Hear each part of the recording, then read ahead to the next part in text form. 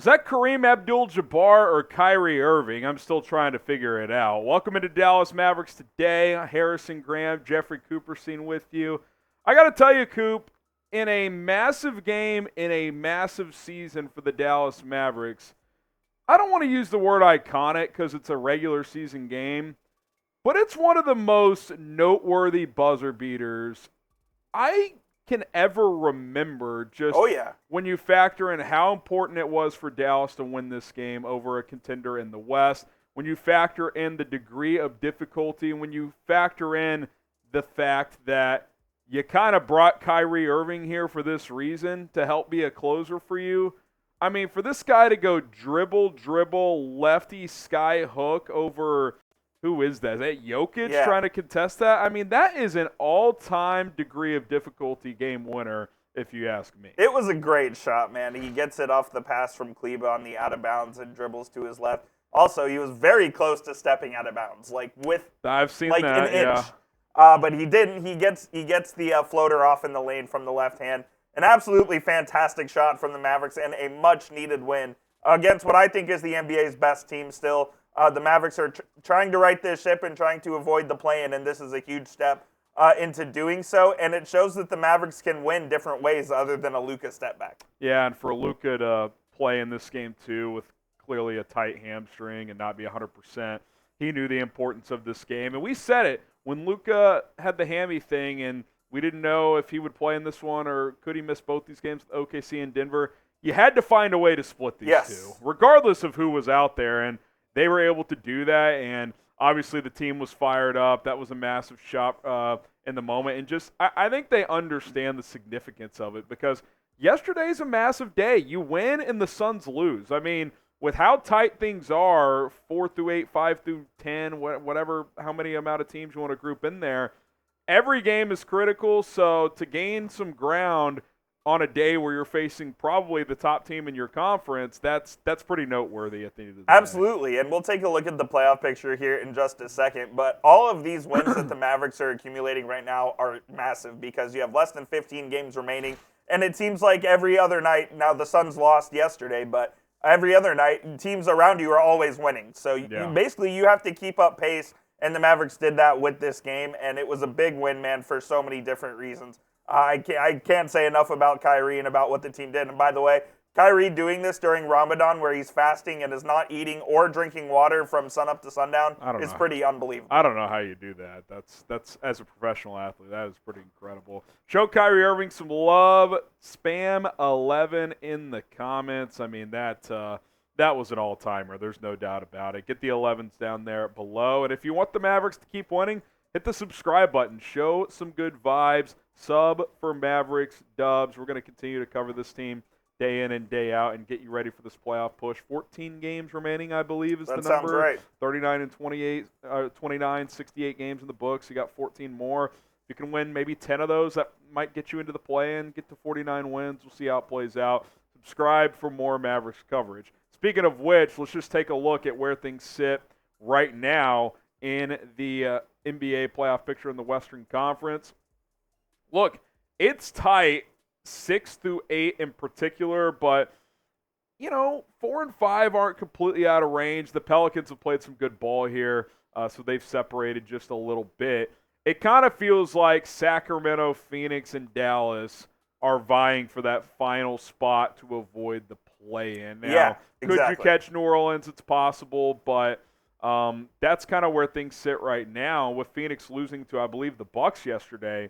We know the Mavericks hold the tiebreaker over them. Couple of games in Sacramento down the stretch. Those are going to be huge, Coop. And they've already lost the first 2 games against Sacramento, so I'm not sure how it exactly works if they win these next 2 games and split the season series, but it would go a long way. Probably goes to conference record after that, I would guess. I think that's right, but either way, it would go a long way into trying to get that number 6 seed. Especially because you're tied with Sacramento right now in the standings. You have huge games coming up as well to try to right this ship and try to get in there and avoid the play-in. You start with the Spurs and then 2 games with the Jazz, and I think you have to win all 3 of those. Yeah, I mean, look, I look at these next 5. I think you got to go 4-1. Agreed. I mean, you'd really like to win both of those against Sacramento, but they're both on the road, so I'm not going to be unrealistic. First one, second night of a back-to-back? I'm going to say split those, and you got to win these other three. San Antonio has already been eliminated from the playoffs. Yes. Obviously, they're not going to tank because they have Wemby, and they're going to play hard. I get all that. They had a good win last night against Brooklyn. Yeah, you got to win that game. You got to beat the Jazz twice, and hopefully if you win those next three, Sacramento's dropped a game. That way if you split against the Kings, you're still a game ahead of them. That's the hope at least. So I think you got to go 4-1 here. If you go 3-2, Coop, I think you got to sweep the Kings. So you'd have to lose 2 of those first 3, which obviously would not be good because that's against clear inferior competition. So this is when the games start mattering, man. The stakes are getting high. Every game kind of feels like a playoff game nowadays. It was a great atmosphere at the AAC yesterday. It felt like it was mid-May in that building. So hopefully the Mavericks can keep it going, and hopefully we can see some playoffs around Mother's Day. I mean, before we go to the next thing, I'll just kind of leave it with this. I kind of feel like you got to go 10-4. I think if you 10-4 over the final 14. I think if you go 10-4, you're going to be in the top 6. Is it a guarantee? No, it's not a guarantee. The Suns and the Kings could go nuclear, I suppose. But considering you're playing the Kings twice and the Suns and Kings are going to have tough games against the West coming up as well. I think if you get to 49 wins, you're going to avoid the play. 48 or less, you're probably playing with fire. Which is crazy to even think because, I mean, if you win 48 games, that's a pretty damn good season. And to think that you could be just 2 losses away from being out of it altogether, pretty crazy. But that's the nature of the Western Conference this season. West 1-10 is pretty damn tough this year. What's tough in a good way, as the kids are saying it, oh, you know how they're like, oh, yeah, she's tough or that's tough. Kyrie, that was a tough shot. Yeah. Factor meals, absolutely terrific. Fresh, never frozen meals, chef-crafted, dietitian-approved, and ready to go in just 2 minutes. They will ship these directly to your doorstep, throw them in your fridge, and then you can microwave these meals, and it takes 2 minutes to prepare. Listen, we don't have time to go to the grocery store multiple times per week and cook all these fancy meals. Sure, it's fun every once in a while, but I don't know about you. I'm trying to manage my time, but I still want to eat delicious, healthy meals, and Factor provides that. They have Protein Plus options with meals of over 30 grams of protein. They've got healthy options with calorie-conscious meals that are less than 550 calories. Breakfast, lunch, dinner, snacks, protein shakes, salad toppers. They have it all. Go check it out. FactorMeals.com/MavsChat50 gets you 50% off. MavsChat50 at FactorMeals.com/MavsChat50 for 50% off. Pick your meals. They also have kind of chef recommended options. If you're not sure exactly what you want, they'll kind of send you an assortment of meals. Go check it out today. You are not going to be disappointed. 50% off at FactorMeals.com/MavsChat50. Link is in the comments and in the description today. All right, let's talk closing lineup, Coop, because it kind of feels like there's some question marks there. Obviously, Luka and Kyrie are always going to be on the floor in crunch time. We know that. But you got kind of like 8 guys, you could argue, for the other 3 spots, and maybe it's a night-to-night situation. But you would certainly like to have at least like a default option to turn to if you are Jason Kidd. Yeah, and recently it's been Maxi Kleber that he's turned to put in that closing lineup. Now, he's altered it a little bit. Yesterday versus the Nuggets, this is what it looked like with Luka, Kyrie, Washington at the 3, and then you had Kleber at the 4, Gafford at the 5. Big front court. Yes, and sometimes he's experimented with Kleber at the 5. He'll put Washington at the 4, and then either Hardaway or Jones at the 3, just kind of depending on what's happening. But I think that Jason Kidd needs to find what he thinks is his best 5 down the stretch, and he kind of needs to stick with it. And I know Kidd likes to experiment because he wants to know everything he has and have all the information. But I think it's time that they find something here with less than 15 games remaining. I personally think you need to have Gafford or Lively on the court in most situations. Maybe there's an exception depending on the opposing team starting 5. I know Jason Kidd loves Maxi Kleber, and I'm not saying he can't be out there. Maybe he's playing the 4 in certain situations, but I just think the rim protection, especially in Gafford's case, Lively is a good rim protector, but he's still learning as a rookie in that regard to protect without fouling. Gafford's better at that.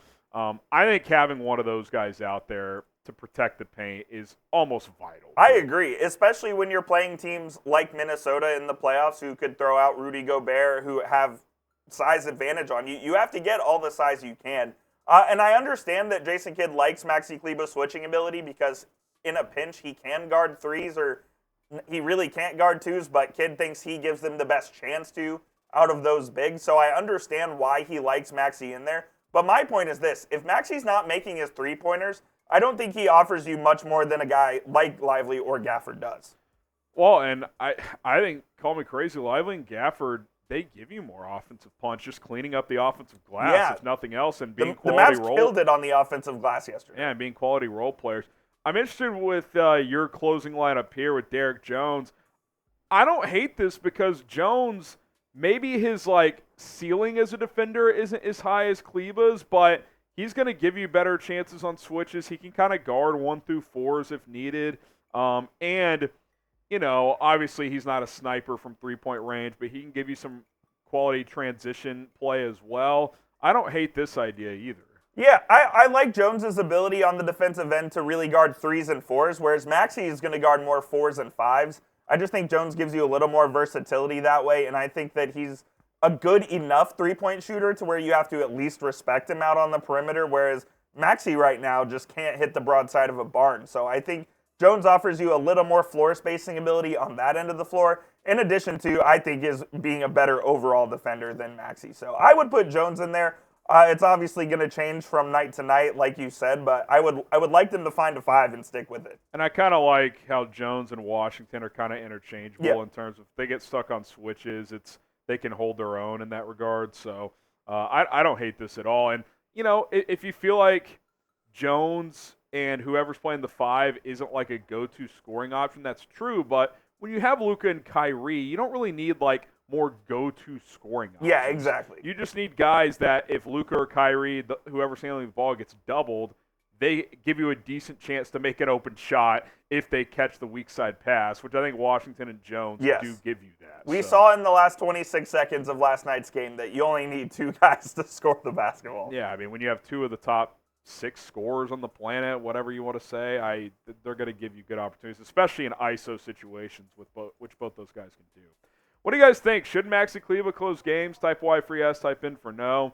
I tend to lean with Coop and say no, depending – again, there are exceptions depending on what the other team's throwing out there, but I would just value one of the true centers out there and go with more of the athletic wing type that can play the 4 as well in a Derrick Jones, a P.J. Washington, whoever the case may be. Yeah, give me Jones, I think, for now at least. I just want to see what it looks like, and if it doesn't work, then you can go back to Maxi.